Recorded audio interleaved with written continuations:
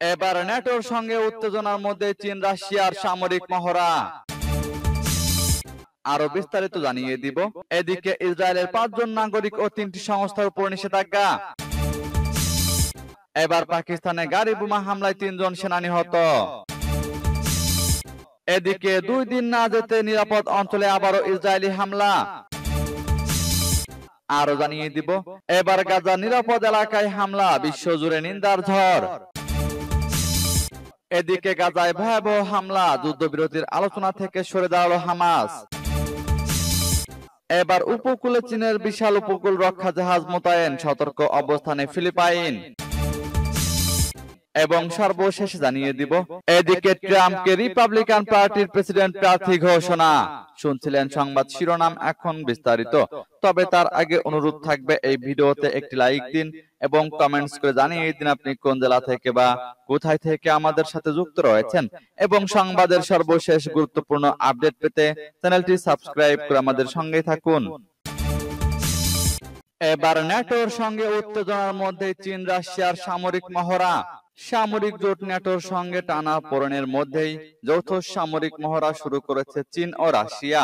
সোমবার চীনের রাষ্ট্রীয় বার্তা সংস্থা সিনহুয়ার বরাত দিয়ে এ তথ্য জানিয়েছে এপি। রাশিয়ার প্রতিরক্ষা মন্ত্রণালয় এক বিবৃতিতে জানায়, মহড়ায় এয়ার ডিফেন্সের পাশাপাশি অ্যান্টি সাবমেরিন মহড়াও চালানো হবে। এই সামরিক মহড়া শেষ হবে 17 জুলাই। এ বিষয়ে চীনের প্রতিরক্ষা মন্ত্রণালয় জানায়, রোববার থেকে যৌথ সমুদ্র 2024 নামের এই মহড়া গুয়াংডং প্রদেশের ঝাংজিয়াং শহরের কাছে শুরু হয়েছে। মহড়ার সঙ্গে আন্তর্জাতিক ও আঞ্চলিক পরিস্থিতির কোনো সম্পর্ক নেই, এমনকি কোনো তৃতীয় পক্ষকে লক্ষ্য করে নয়। রাশিয়া ও চীনের মধ্যে দ্বিপাক্ষিক সম্পর্ক আরো মজবুত করতে এ মহড়া গুরুত্বপূর্ণ ভূমিকা রাখবে বলে মনে করা হচ্ছে। সম্প্রতি ওয়াশিংটনে ন্যাটো জোটের শীর্ষ সম্মেলনে 32 সদস্য অনুমোদিত একটি বিবৃতি প্রকাশ করা হয়। এতে বেইজিংকে ইউক্রেনে চলমান যুদ্ধের জন্য রাশিয়ার চরম সাহায্যকারী হিসেবে চিহ্নিত করা হয়। এদিকে ইসরায়েলের 5 জন নাগরিক ও 3টি সংস্থার উপর নিষেধাজ্ঞা। ফিলিস্তিনের গাজায় মানবাধিকার লঙ্ঘনের অভিযোগে ইসরায়েলের 5 জন নাগরিক ও 3টি সংস্থার উপর নিষেধাজ্ঞা আরোপ করেছে ইউরোপীয় ইউনিয়ন। সোমবার এক বিবৃতিতে এ তথ্য নিশ্চিত করেছে ইউরোপীয় ইউনিয়নের প্রশাসনিক বিভাগ, ইউরোপিয়ান কমিশন। টাইমস অফ ইসরায়েলের প্রতিবেদনে বলা হয়েছে, নিষেধাজ্ঞার আওতায় আনা 5 জন ইসরায়েলি নাগরিকের সবার নাম প্রকাশ করেনি কমিশন। সংস্থা 3টির মধ্যে 2টির জানা গেছে। যে 5 জন ইসরায়েলি নাগরিকের উপর নিষেধাজ্ঞা জারি হয়েছে তাদের মধ্যে 2টি সংস্থার প্রধান নির্বাহী। এই সংস্থাগুলো হলো টিজাপ 9, লেহাবা অর্গানাইজেশন এবং অপর একটি সংস্থা।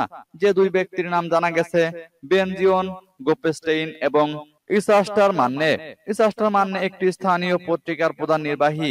বিবৃতিতে বলা হয়েছে, নিষেধাজ্ঞার আওতায় আনা ব্যক্তি ও সংস্থাগুলো 2023 সালের 9 অক্টোবর গাজায় যুদ্ধ শুরুর পর থেকে পশ্চিম তীরে দাঙ্গা সহিংসতায় উস্কানি দিচ্ছে।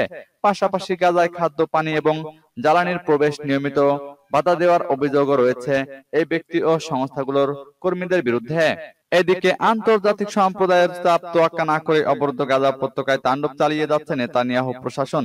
হামাস নির্মূলের নামে একের পর এক হামলা চালিয়ে যাচ্ছে নিরীহ ফিলিস্তিনিদের লক্ষ্য করে। এবার পাকিস্তানে গাড়ি বোমা হামলায় 3 জন সেনা নিহত। পাকিস্তানের উত্তর পশ্চিম অঞ্চলের খাইবার পাখতুনখোয়া প্রদেশে একটি সামরিক কম্পাউন্ডে গাড়ি বোমা বিস্ফোরণে অন্তত 3 জন সেনা সদস্য নিহত হয়েছেন, আর এতে আহত হয়েছেন আরো 12 জন। বিষয়টি নিশ্চিত করেছে স্থানীয় কর্তৃপক্ষ। খবর ভয়েস অব আমেরিকার। প্রতিবেদনে বলা হয়েছে, একজন আত্মঘাতী বোমা হামলাকারী একটি বিস্ফোরক বোঝাই গাড়ি সামরিক কম্পাউন্ডে নিয়ে যায়। পরে সেখানে সশস্ত্র গোষ্ঠীর সদস্যরা হামলা চালায়। এতে কমপক্ষে 3 জন সেনা নিহত এবং 12 জন আহত হন। আফগানিস্তানের সীমান্তবর্তী খাইবার পাখতুনখোয়া প্রদেশের বান্নুস শহরের গ্যারিসন শহরে ভোরের আগে অভিযান চালানো হয়। স্থানীয় পুলিশ কর্মকর্তারা এবং প্রত্যক্ষদর্শীরা জানিয়েছেন, বিস্ফোরণের তীব্রতা এত বেশি ছিল যে আশেপাশের বেসামরিক নাগরিকদের বাড়িঘরগুলো ক্ষতিগ্রস্ত হয়। এতে 6 জন আহত হন। নিরাপত্তা সূত্র ভয়েস অব আমেরিকাকে জানিয়েছে, পাকিস্তানি সেনারা কম্পাউন্ডের সশস্ত্র গোষ্ঠীকে কোণঠাসা করে ফেলে এবং ভারী বন্দুকযুদ্ধে তাদের 4 জন সদস্য নিহত হয়। সূত্র আরো জানিয়েছে, সেনা কমান্ডারেরা হুমকিকে নিষ্ক্রিয় করতে এবং কম্পাউন্ডটিকে সম্পূর্ণরূপে সুরক্ষিত করতে একটি ক্লিয়ারেন্স অপারেশন চালিয়েছে।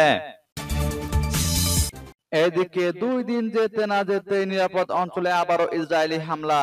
সোমবার দক্ষিণ ও মধ্য গাজায় হামলা চালিয়েছে ইসরায়েল। গত শনিবার নিরাপদ অঞ্চল হিসেবে বিবেচিত হওয়া আল মাওয়াসিতে হামলা চালায় ইসরায়েলি বাহিনী।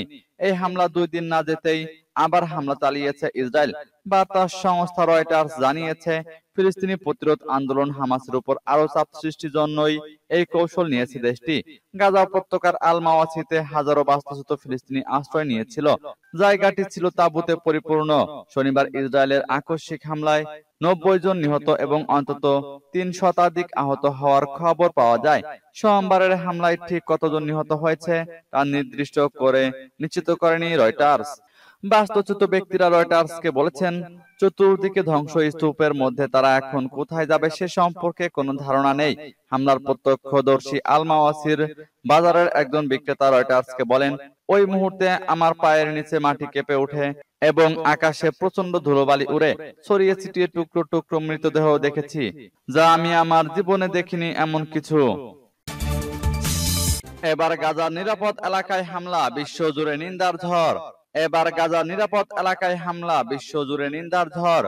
গাজায় নিরাপদ ঘোষিত এলাকা আল মাওয়াসিতে ইসরায়েলি হামলার প্রতিবাদে বিশ্বজুড়ে নিন্দার ঝড় উঠেছে। যে জায়গাটিতে হামলা চালানো হয়েছে এই স্থানটিকে ইসরায়েল পূর্ব থেকে নিরাপদ এলাকা হিসেবে ঘোষণা করেছিল। খবর আনাদুলু এজেন্সির। হামলার ঘটনায় শোক জানিয়েছেন জাতিসংঘ মহাসচিব অ্যান্টোনিও গুতেরেস। বিশ্ব নেতাদের দ্রুত যুদ্ধবিরতি কার্যকরের তাগিদ দিয়েছেন জর্ডান। দেশটির পররাষ্ট্র মন্ত্রণালয়ের মুখপাত্র জানিয়েছেন, ইসরায়েল ক্রমাগত আন্তর্জাতিক আইন লঙ্ঘন করছে। আল মাওয়াসিতে ইসরায়েলি হামলার ব্যাপক সমালোচনা করেছে মধ্যপ্রাচ্যের দেশ মিশরও। তারা জানায়, যুদ্ধবিরতি আলোচনার মাঝে এমন বর্বরতা তৈরি করছে জটিলতা। এদিকে ইসরায়েলকে শিশু হত্যাকারী বর্বর বলে আখ্যা দিয়েছেন ইরান। আল মাওয়াসিতে ইসরায়েলি আগ্রাসনের নিন্দা জানিয়েছে তুরস্ক, সংযুক্ত আরব আমিরাত, ওমান সহ মুসলিম দেশগুলো। উল্লেখ্য, শনিবার আল মাওয়াসির ওই এলাকাটিতে ভয়াবহ বিমান হামলা চালায় ইসরায়েলি বহর। এতে প্রাণহানি ঘটে অন্তত 90 জনের। এদিকে গাজায় ভয়াবহ হামলা, যুদ্ধবিরতির আলোচনা থেকে সরে দাঁড়ালো হামাস। ইসরায়েল ফিলিস্তিনের গাজা উপত্যকায় স্থল, জল ও আকাশপথে তীব্র আক্রমণ চালিয়েছে। উপত্যকার উত্তর থেকে দক্ষিণ পর্যন্ত বিস্তৃত এ এলাকায় গাজার বিভিন্ন এলাকা তছনছ হয়ে গেছে। এই পরিস্থিতিতে হামাস যুদ্ধবিরতির আলোচনা থেকে সরে দাঁড়িয়েছে। এটা গাজায় সংঘাতের অবসানের আশা আরো কমিয়ে দিয়েছে। গাজার নুসাইরাত ও খান ইউনিস এলাকায় ইসরায়েলি সেনাদের হামলায় কমপক্ষে 15 জন নিহত হয়েছেন। এর মধ্যে নুসাইরাতেই প্রাণ হারিয়েছেন 11 জন। সোমবার গাজার উত্তর অঞ্চলের তাল আল হাওয়া, শেখ আজলিন আল সাবরা এলাকা এবং নুসেরাত আশ্রয় শিবিরে ইসরায়েলি সেনাদের নির্বিচার গোলাবর্ষণ চলে। মধ্য গাজার আল মুগারাকা এলাকাও ইসরায়েলের গোলার আঘাতে ক্ষতিগ্রস্ত হয়েছে। রেড ক্রিসেন্টের তথ্য অনুযায়ী আল মাগাজি শিবিরে ইসরায়েলের বিমান হামলায় 3 জন শিশু সহ 5 জন ফিলিস্তিনি মরদেহ উদ্ধার করা হয়েছে। এছাড়া দক্ষিণ গাজার খান ইউনিস ও রাফা এলাকায় সামরিক নৌযান ও হেলিকপ্টার থেকে হামলা চালানো হয়েছে। এবার উপকূলে চীনের বিশাল উপকূল রক্ষা জাহাজ মোতায়েন, সতর্ক অবস্থানে ফিলিপাইন। ফিলিপাইনের বিশেষ অর্থনৈতিক অঞ্চলে চীন উপকূল রক্ষী বাহিনীর বিশাল জাহাজ সিসিজি 5910 নোঙর করেছে। এটা নিয়ে তীব্র উত্তেজনা সৃষ্টি হয়েছে। স্প্রাটলি দ্বীপপুঞ্জের সাবিনা শোলের কাছে জাহাজটি অবস্থান করছে। ফিলিপাইনের উপকূল রক্ষী বাহিনী এটা নিয়ে সতর্ক অবস্থান গ্রহণ করেছে। চীনের উপকূল রক্ষী বাহিনীর সিসিজি 5901 আকারে অন্যান্য দেশের উপকূল রক্ষী জাহাজের চেয়ে অনেক বড়। এটি বিশ্বের বৃহত্তম উপকূল রক্ষা জাহাজ এবং আমেরিকার অনেক নৌবাহিনীর জাহাজের চেয়েও বিশাল।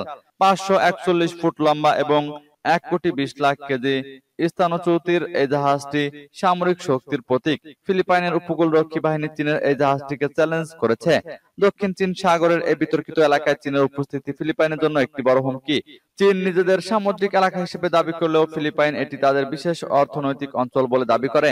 চীনের এই আগ্রাসী পদক্ষেপ নিয়ে আন্তর্জাতিক কূটনৈতিক মহলে ব্যাপক সমালোচনা হচ্ছে। ফিলিপাইন এটিকে চীনের আক্রমণাত্মক পদক্ষেপ এবং আন্তর্জাতিক সামুদ্রিক আইন লঙ্ঘন হিসেবে দেখছে। এদিকে ট্রাম্পকে রিপাবলিকান পার্টির প্রেসিডেন্ট প্রার্থী ঘোষণা। আগামী নভেম্বরে অনুষ্ঠেয় যুক্তরাষ্ট্রের প্রেসিডেন্ট নির্বাচনে ডোনাল্ড ট্রাম্পকে আনুষ্ঠানিকভাবে প্রার্থী হিসেবে মনোনয়ন দিয়েছে রিপাবলিকান পার্টি। প্রেসিডেন্ট নির্বাচিত হলে ওয়াইহাই অঙ্গরাজ্যের senator JD Vance running mate হবেন বলে ঘোষণা দিয়েছেন ট্রাম্প। স্থানীয় সময় সোমবার উইসকনসিন অঙ্গরাজ্যের মিলওয়াকিতে রিপাবলিকান পার্টির জাতীয় সম্মেলনে এই ঘোষণা দেওয়া হয়। ভ্যান্স একসময় ট্রাম্পের কঠোর সমালোচক ছিলেন, কিন্তু 2021 সালে ক্যাপিটল হিলের ঘটনার পর ট্রাম্পের ঘনিষ্ঠ হন তিনি। গত শনিবার পেনসিলভানিয়া অঙ্গরাজ্যের বাটলারে নির্বাচনী সমাবেশে বক্তব্য দেওয়ার সময় ট্রাম্পকে লক্ষ্য করে গুলি ছোড়ে হামলাকারী। গুলি ট্রাম্পের কানের উপরের অংশ ফুটো করে চলে যায়। পরদিন রোববার এই সম্মেলনে অংশ নিতে মিলওয়াকিতে পৌঁছান তিনি। এর আগে তার দলের পক্ষ থেকে জানানো হয়, হামলা সত্ত্বেও দলের জাতীয় সম্মেলন নির্ধারিত সময়সূচি অনুযায়ী এগিয়ে চলবে। রিপাবলিকান পার্টি জাতীয় সম্মেলন চলবে 18 জুলাই পর্যন্ত। 4 বছর পর পর এই সম্মেলনের আয়োজন করে দলটি। এবারের সম্মেলনে প্রেসিডেন্ট নির্বাচনের জন্য ট্রাম্পকে আনুষ্ঠানিকভাবে মনোনয়ন দেন দলটির বিভিন্ন রাজ্যের প্রতিনিধিরা। রিপাবলিকান পার্টির 2387 জন প্রতিনিধি তার প্রতি সমর্থন জানিয়েছেন।